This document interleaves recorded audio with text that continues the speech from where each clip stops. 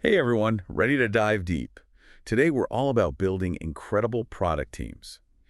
And more importantly, how to avoid those nasty traps that can really mess things up. Sounds like a plan. We're tackling David Pereira's Untrapping Product Teams, Oh, excellent choice. but we're not stopping there.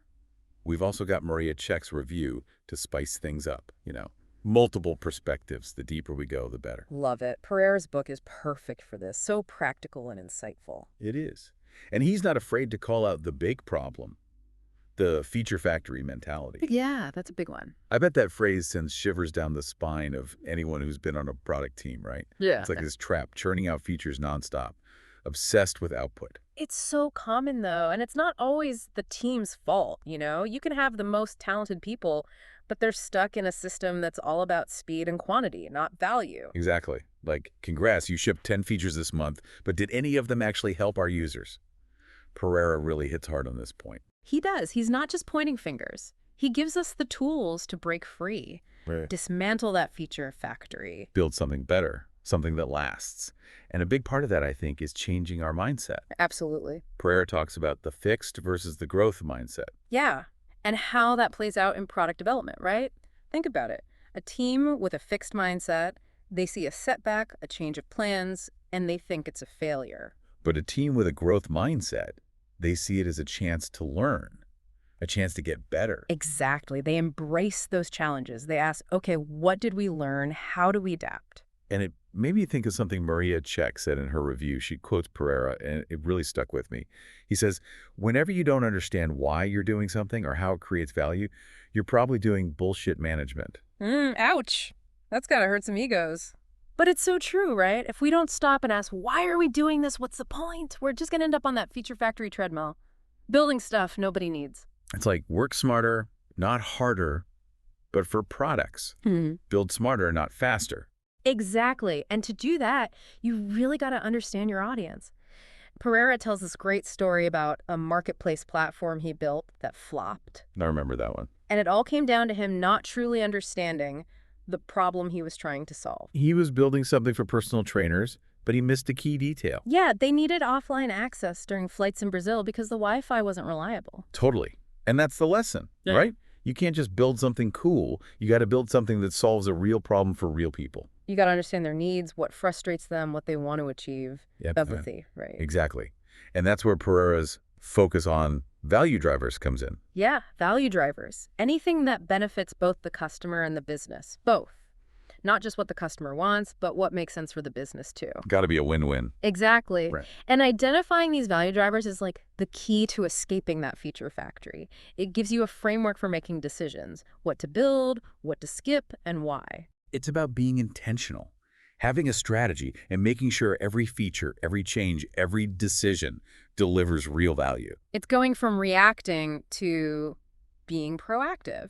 And that brings us to another big idea.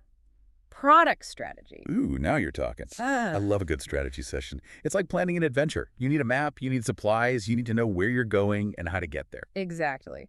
And Pereira gives us the blueprint. He talks about having a clear product vision, specific goals, and, of course, those essential value drivers. Okay, let's get specific.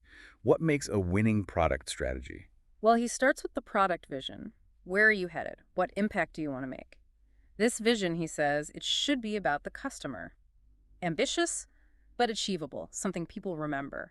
He even suggests using Jeffrey Moore's elevator pitch format to really nail it down. I like that. Get the essence of your product across in a way that's clear, concise, and compelling. Exactly. Then you have your product goals. These are the steps that get you closer to that big vision. Breaking down that big, ambitious goal into smaller, more manageable pieces. Right. And here's where your value drivers come into play. They help you prioritize those goals and make sure every step you take is moving you in the right direction. This is where it gets exciting. We've got our vision, our goals, our value drivers. Now, how do we actually make it all happen? Pereira's got tons of practical advice for that. But one thing he stresses is avoiding the sunk cost fallacy. That voice that says, we've put so much into this already, we can't give up now. Even when it's clearly not working. Yeah. And Pereira has this story about using a simple prototype to test assumptions with car dealers. It's a great example of how a little experimentation can save you tons of time and resources in the long run. Absolutely. Sometimes the biggest waste is clinging to an idea that's just not going to work. And that brings us to the importance of relationships within the team and with everyone outside the team. Because product development is a team effort. No one does it alone. Right. Pereira introduces this tool called the Power and Interest Matrix to help us navigate these A relationships. matrix. Okay, Yeah. I'm listening. It's all about understanding who your stakeholders are and how much influence and interest they have in the project. You've got those with high power and high interest, low power but high interest, and so on. Each group needs a different communication strategy. Makes sense. You wouldn't talk to a top executive the same way you talk to, say, a customer service rep. Exactly. Pereira actually has this story about almost getting fired because of clashing goals between departments. It shows how important this stuff is. Yikes. Close call. So what's the secret to avoiding that?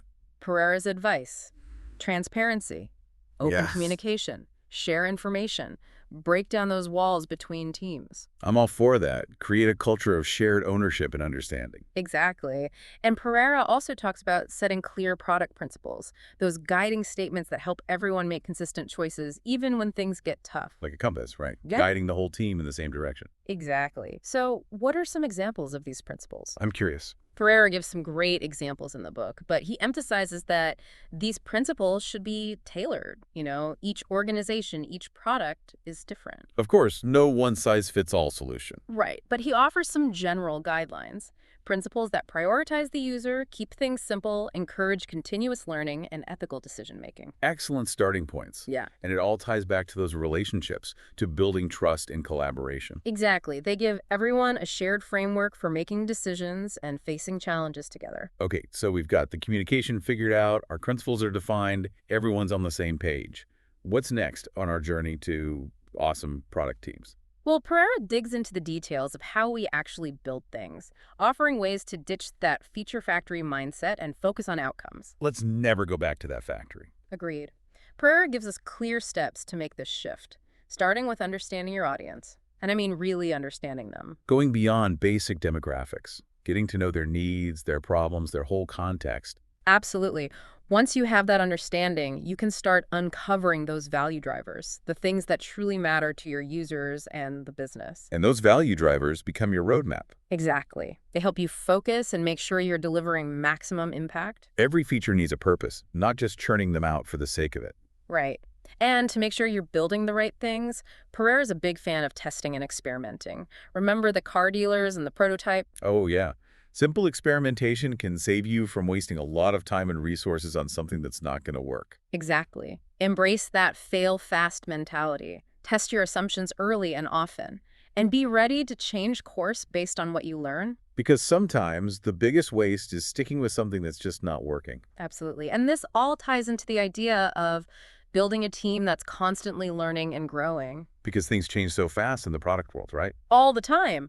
Pereira suggests different ways to keep learning. Conferences, workshops, sharing knowledge within the team. Love that. It's not just about being high-performing, but also passionate about learning together. Growing as individuals and as a team. So much of it comes back to those relationships, building an environment where everyone feels supported and challenged. Totally. To support that, Pereira talks about having the right team structure. Interesting. What's his take on that? He emphasizes clear roles and responsibilities, but also flexibility and collaboration between different roles, finding that balance between structure and agility. So knowing who does what, but also being able to adapt and work together effectively. Precisely. He gives examples of different team structures, from small and multifunctional to larger and more specialized. No single right answer, it depends. It has to fit the product and the organization. Exactly. And he goes into those little details that make a big difference. Effective communication within the team and with those outside the team. Tips on adjusting your communication style and using storytelling to get your message across. Because even brilliant ideas won't go anywhere if you can't communicate them well. Exactly. And it's not just talking, it's listening to your team, your users, understanding their perspectives. Empathy and building those relationships based on trust and respect. Absolutely. Which brings us to the importance of creating a safe space for failure. A safe space for failure, so important. Teams need to feel comfortable taking risks, trying new things, and admitting when they messed up. That's how we learn. It's moving from fearing failure to embracing learning and growth as individuals and as a team. Exactly. And to create that culture, we need strong leadership. Because leadership sets the tone, right? Absolutely. Pereira paints a picture of leadership that empowers and supports. Leaders who set a clear direction, provide resources, and create an environment where everyone feels valued. Leaders who lead by example and are committed to their own growth, too. That's right. But leadership isn't just about individuals, it's about the entire organization supporting these principles. Creating a system that can grow as the team and the organization grow. And that leads us to another crucial aspect, diversity and inclusion. Because diverse teams lead to more innovative products. Exactly. Pereira argues that diversity of thought, background, and experience is essential. It's about bringing different perspectives to solve problems and create truly new solutions. So, inclusive hiring practices, a welcoming work environment, actively seeking diverse perspectives. Precisely. It's about a team where everyone feels valued, respected, and empowered to contribute. And that means recognizing and using the unique strengths and skills of each team member. Absolutely. Putting people in roles where they can excel, providing opportunities for growth, creating a culture of feedback and recognition. It all comes back to that supportive environment where everyone can do their best. Exactly. And on that note, I think we've covered a lot of ground here. We have. We've explored Pereira's insights on understanding your audience, value drivers, building relationships, fostering learning, and embracing diversity. He doesn't shy away from the tough stuff, but he always gives us a way forward, a way to untrap ourselves. So, as we move on, what's the one piece of advice from Pereira that you think our listeners should really take to heart? It's a simple one, but powerful. Do what's right, not what's easy. Wow. I love that. It's a challenge, right? To push for innovation, to focus on long-term value over quick wins. Exactly. Building great products takes time and effort, and the best path isn't always the easiest one. That's a great way to put it.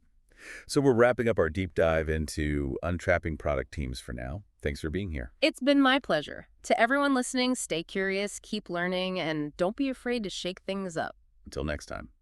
You know, what really struck me about Pereira's book is how much he focuses on the people. Yeah, it's not just about code and features. It's about the relationships, the communication, how we work together, and I love how he digs into stakeholder management, especially those business stakeholders who might not always see eye to eye with the product team. It's a balancing act, for sure. Their expectations versus what's best for the product and the user. Absolutely. And that story about him almost getting fired because of those conflicting goals, that really shows how important it is to get everyone aligned. It's a good reminder that even with good intentions, things can go wrong if we don't communicate well, if we're not working towards the same goal. Exactly. So what's the solution, Pereira says? Be transparent. Communicate openly. Share information.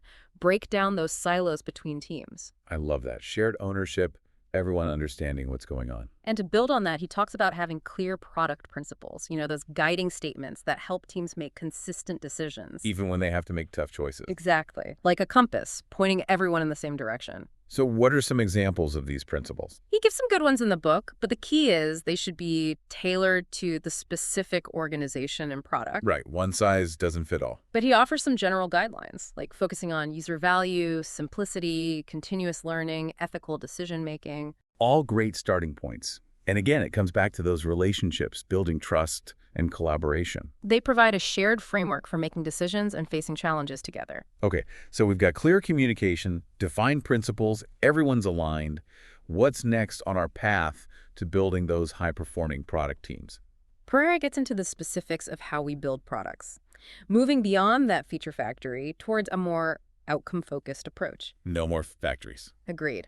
He outlines the steps for this shift, and it starts with really understanding your audience. Going deep, not just basic demographic. Exactly. Their needs, their problems, their context. Once you have that understanding, then you can uncover those value drivers, the things that really matter to your users and to the business. And those become your guideposts, shaping your roadmap. Right. They help you prioritize and focus on delivering maximum impact. Every feature should count. No more building for the sake of building. And to make sure you're on the right track, Pereira loves testing and experimenting. Remember that story with the car dealers and the prototype? A simple experiment can save you so much time and resources. Exactly. Embrace that fail-fast mentality. Test early, test often. Yeah. Be ready to change direction based on feedback. Because sometimes The biggest waste is being stubborn, sticking with something that's not working. Totally. And this all ties into building a team that's always learning, The product world is constantly changing. always evolving. So Pereira suggests conferences, workshops, knowledge sharing within the team, Not just high-performing, but passionate about learning together. growing as individuals and as a team. It always comes back to those relationships, right? Creating an environment that's supportive and challenging. Absolutely. And to support that, Pereira talks about team structure. What's his view on that? He emphasizes clear roles and responsibilities, but also flexibility, collaboration between roles. Yeah. That balance between structure and agility. Knowing who does what, but also being able to adapt and work together. Precisely. He gives examples. Small cross-functional teams, larger specialized ones. No single answer. It depends. The structure has to fit the product, the organization. Exactly. And he goes into the little details that matter, like communication, not just within the team, but with those outside the team as well. Tips on how to communicate effectively, how to use storytelling. Even the best ideas need to be communicated well. Right. And it's not just talking. It's about listening, understanding the perspectives of your team, your users. Empathy, trust, respect. Absolutely. And that leads to creating a space where it's okay to fail. Safe to fail, yeah. Teams need to feel comfortable taking risks, trying new things, and admitting when they've made a mistake. That's how we learn and grow. It's shifting from that fear of failure to a culture of learning. Exactly. And to build that, we need good leadership. Leadership sets the tone for everything. Pereira describes leadership that empowers and supports. Leaders who give clear direction, provide resources, and create an environment where everyone feels valued. Leaders who lead by example, committed to their own growth. That's it. But it's not just about individuals, it's about the whole organization supporting these ideas. A system that scales as the team and the organization grow. And that brings us to another key aspect, diversity and inclusion. Diverse teams lead to more innovative products. Pereira argues that diversity of thought, background, experience is crucial. Different perspectives coming together to solve problems and create new solutions. Inclusive hiring, a welcoming environment, actively seeking out those diverse viewpoints. Exactly. A team where everyone feels valued, respected, and empowered to contribute. Recognizing and using the unique strengths and skills of each team member. Putting people in roles where they can excel, providing opportunities for growth, feedback, recognition. It all comes back to that supportive environment where everyone can do their best work. And on that note, I think we've covered a lot. We've explored Pereira's insights on understanding your audience, value drivers, building relationships, fostering a culture of learning, embracing diversity. He doesn't shy away from the tough stuff, but he always shows us a way forward, a way to untrap ourselves. So, as we move on, what's one piece of advice from Pereira that you think our listeners should really take to heart? He says, do what's right, not what's easy. Simple, but powerful. It's a challenge, a call to action, pushing for innovation, focusing on long-term value. Building great products takes time, and the best path isn't always the easiest. That's a great way to put it. So wrapping up our deep dive into untrapping product teams for now, thanks for joining us. It's been my pleasure. To all our listeners, stay curious, keep learning, and don't be afraid to shake things up a bit. Until next time. One thing that really stuck with me is what Pereira says about tech debt. Oh yeah, tech debt. It's often seen as this big, scary thing, right? Definitely. Avoid tech debt at all costs. It's like a rule in software development. But Pereira kind of flips that around. He says that strategically, tech debt can actually be a tool, especially early on. That's interesting. Yeah. Like when you're still figuring things out, testing assumptions, it might be better to prioritize speed and learning over having perfect code. So finding that balance, moving quickly, but not building on a shaky foundation. Exactly. And he tells the story where he took on some tech debt on purpose to test a partnership in China. And how did that go? It worked. He validated his assumptions quickly and avoided a potentially expensive mistake. So sometimes a bit of tech debt can actually save you time and resources. That's a really different way of thinking about it. It's about strategy, right? Hmm. Tech debt isn't always bad, especially when you're experimenting. Absolutely. And speaking of experimentation, Pereira also talks about feedback loops. You know, getting feedback throughout the entire development process. From users, stakeholders, the team itself, always looking for ways to improve. User interviews, surveys, A/B testing, data analysis. He suggests a whole bunch of methods. Using both qualitative and quantitative data to get the full picture. Right. But to make sure that feedback is useful, he says you need clear metrics and goals. Those actionable metrics that tie back to the big picture goals. Right, exactly. Figure out what metrics really matter, track them, and make sure everyone understands them. Focus on what's important. Don't get lost in all that data. And again, this is where good communication comes in. Share the data, break down silos, and make sure everyone has a shared understanding of what success looks like. It's creating a data-driven culture, but a collaborative one. And that brings us back to the human element, to building a strong team. Pereira talks about trust, respect, psychological safety. Remember that story about him empowering the software engineers to take more ownership? Yeah, creating that safe space for experimentation and learning really brought out the best in the team. It's a great example of moving away from blame and fear and towards trust and support. And to get there, Pereira suggests clear roles, open communication, and a commitment to learning for everyone. It's about investing in your people, creating an environment where they feel valued and motivated. Which comes back to leadership, right? Totally. Yeah. And Pereira talks about servant leadership and product development. Servant leadership, huh? What does that mean exactly? He describes these leaders as people who put their team's needs first, empowering them to succeed. Leading by example, serving the team, instead of being served. Right. He highlights empathy, humility, and a commitment to helping team members grow.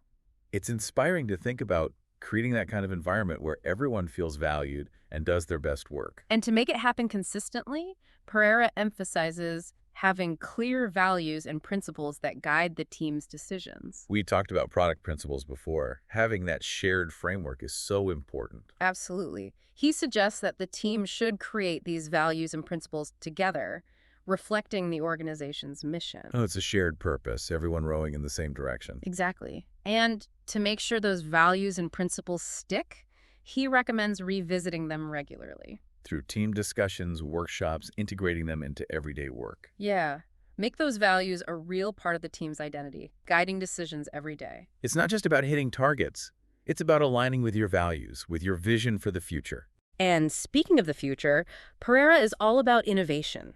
He encourages teams to explore new technologies, experiment, never stop learning. That growth mindset again, always pushing forward. Exactly.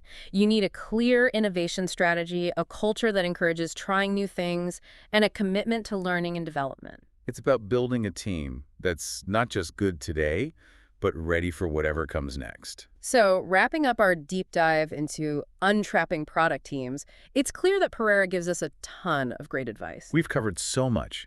Understanding your audience, value drivers, building relationships, fostering a culture of learning, diversity, and inclusion. It's been an amazing journey. And Pereira doesn't shy away from the challenges. He gives us a path forward. He helps us untrap ourselves. So as we close out, what's one final takeaway for our listeners? What should they remember? Pereira says, do what's right, not what's easy. I love that. It's a challenge to be better, to push for what matters, even when it's hard. Building great products takes time and dedication. The best path is rarely the easiest one. That's a fantastic note to end on. So that wraps up our deep dive into untrapping product teams. Thank you so much for joining us. It's been a pleasure. And to everyone listening, keep learning, keep exploring, and don't be afraid to challenge the way things are done. Until next time.